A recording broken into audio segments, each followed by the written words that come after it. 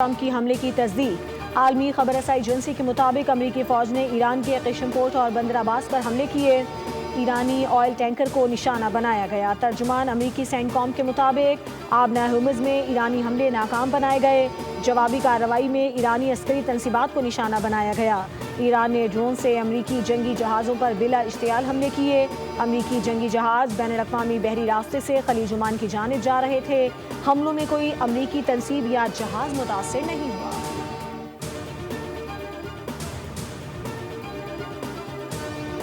ہمیں آج ایران کا جواب موصول ہو جانا چاہیے، ابھی تک ہمیں کوئی جواب نہیں ملا۔ امریکی وزیر خارجہ مارکو روبیو کی صحافیوں سے گفتگو، کہا امید ہے کہ ایران سنجیدہ مذاکرات کے عمل کی طرف جائے گا۔ گزشتہ رات ایران پر حملے کیے گئے۔ حملے آپریشن ایپک فیوری کا حصہ نہیں تھے۔ اگر میزائل فائر کیے گئے تو ہم جواب دیں گے۔ اقوام متحدہ کی سلامتی کونسل میں امریکہ کو بڑا دھچکا۔ چین اور روس نے ایران مخالف قرارداد پھر ویٹو کر دی۔ قرارداد میں ایران پر آبنہ ہرمز میں عالمی بحری تجارت کے لیے خطرات پیدا کرنے اور خطے میں کشیدگی بڑھانے کے الزامات عائد کیے گئے تھے۔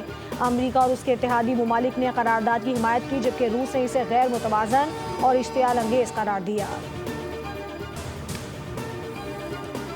اور پاکستان نے بھارت کا غرور ریزہ ریزہ کر کے خاک میں ملا دیا۔ پاکستان کی بھرپور کارروائی کے بعد بھارت نے 4 گھنٹے کے اندر گھٹنے ٹیک دیے۔ پاکستان کی فتح اور بھارت کی شکست کی گواہی دنیا دے رہی ہے۔ وفاقی وزیر اطلاعات و نشریات عطا تارہ نے کہا ہے کہ فتح بنیان المرصوص کے بعد پاکستان کے پاسپورٹ کا وقار بلند ہوا۔ بھارت آج تک مارکہت کی شکست کے صدمے سے نہیں نکل پایا۔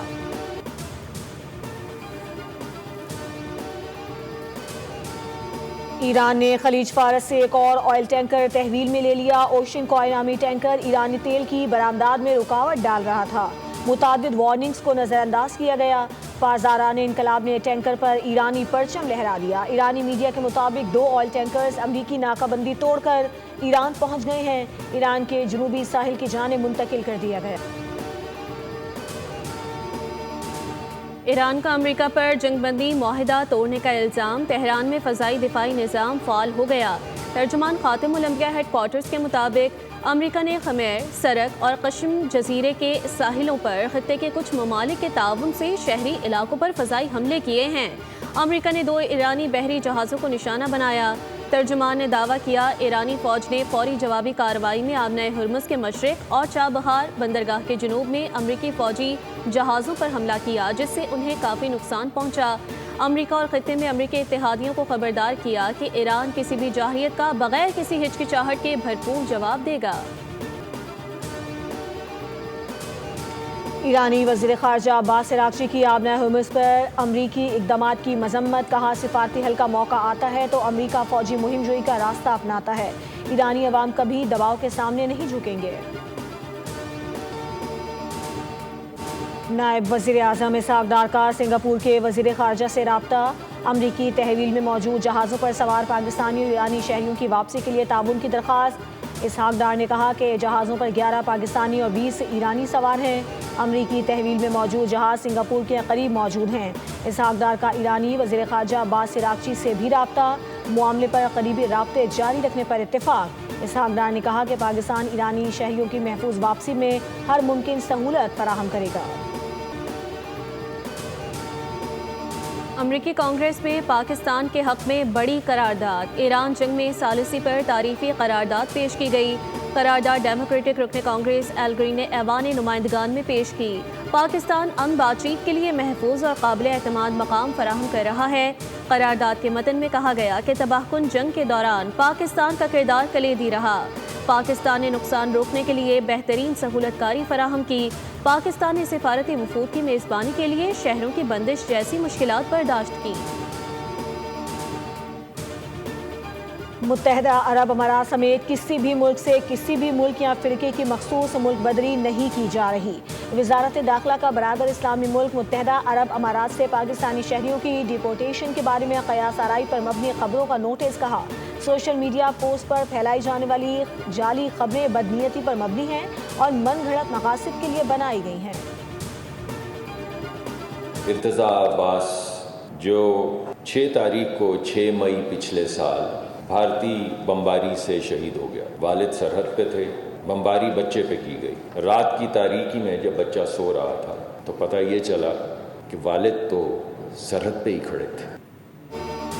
پاکستان کی تاریخ قربانیوں سے بھری ہوئی ہے، 6 برس کے ارتضیٰ کی شہادت ہم سب پر قرض ہے۔ وفاقی وزیر مصدق ملک کا تقریب سے خطاب، کہا ننھا مجاہد ارتضیٰ عباس بھارتی بلا اشتعال بمباری سے شہید ہوا۔ پاکستان ہمارا ہے، ہم نے اس کی آزادی کی حفاظت کرنی ہے، ہم نے آزادی کی بہت بڑی قیمت ادا کی ہے۔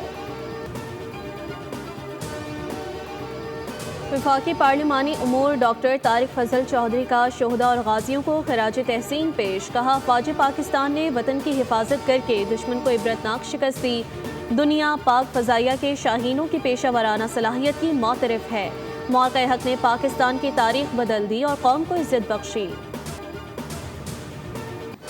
8 مئی 2025 کو پاک فوج نے بھارتی جارحیت کو بے نقاب کرتے ہوئے اسرائیلی ساختہ ڈرونز تباہ کیے۔